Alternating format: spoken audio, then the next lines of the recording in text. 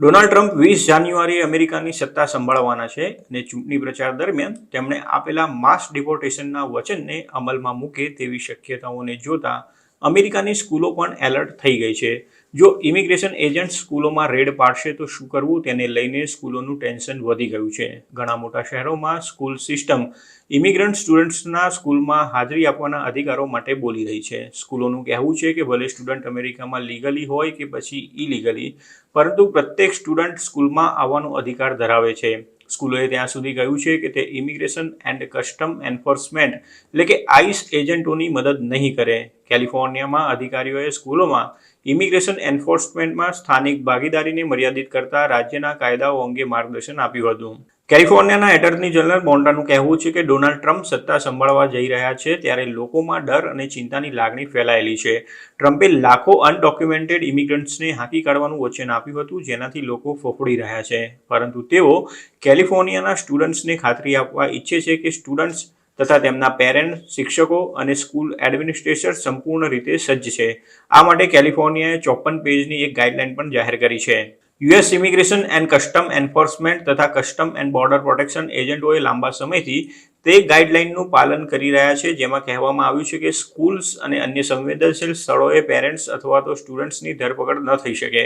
પરંતુ ટ્રમ્પે માસ ડિપોર્ટેશનની જે વાત કરી છે તેમાં તેઓ આ ગાઈડલાઇન્સને જાળવી રાખશે કે નહીં તે અંગે પણ ચર્ચાઓ શરૂ થઈ ગઈ છે.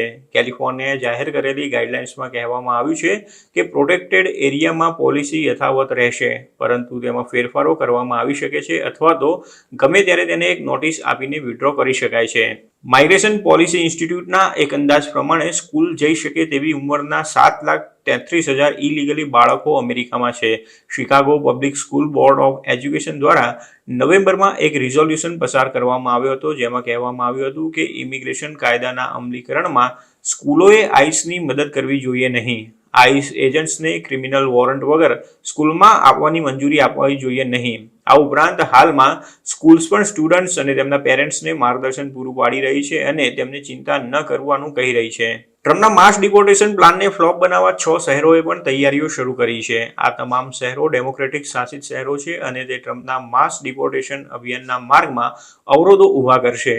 ઓરેગોનના એટર્ની જનરલે સેન્ચ્યુરી ટૂલ કિટ તૈયાર કરી રહ્યા છે, જેથી કરીને તેઓ રાજ્યના વર્તમાન કાયદાથી સારી રીતે માહિતગાર રહી શકે. તેઓ ખાસ કરીને સેન્ચ્યુરી પોલિસીસ સાથે જોડાયેલા કાયદા પર વધારે ભાર મૂકી રહ્યા છે. ગેવિન ન્યૂસમ પણ ઇમિગ્રન્ટ સપોર્ટ પ્લાન બનાવી રહ્યા છે, જેનાથી તેઓ ડિપોર્ટેશનનો સામનો કરશે. તેમનો પ્લાન જે લોકો સામે ડિપોર્ટેશનનું જોખમ છે તેમને અને તેમના પરિવારોને કાનૂની સેવાઓ અને શાળાઓ જેવી કોમ્યુનિટી સિસ્ટમ સાથે જોડશે. ડોનાલ્ડ ટ્રમ્પ ચૂંટણી જીત્યા ત્યારથી અત્યાર સુધીમાં કુલ 6 ડેમોક્રેટિક શહેરોએ તેમના સેન્ચ્યુરી લોને વધારે મજબૂત બનાવ્યા છે. જોકે ટ્રમ્પે બોર્ડર જાળ તરીકે નિયુક્ત કરેલા ટોમ હોમેને આવા શહેરોને ચેતવણી આપી છે. તેમ છતાં આ શહેરો ઇલીગલ ઇમિગ્રન્ટ્સને રક્ષણ આપવા માટેના કાયદાને મજબૂત બનાવી રહ્યા છે. અત્યાર સુધીમાં San Francisco, Los Angeles, San Diego, Denver, Chicago અને બોસ્ટને તેમના સેન્ચ્યુરી લોને વધારે મજબૂત કર્યા છે.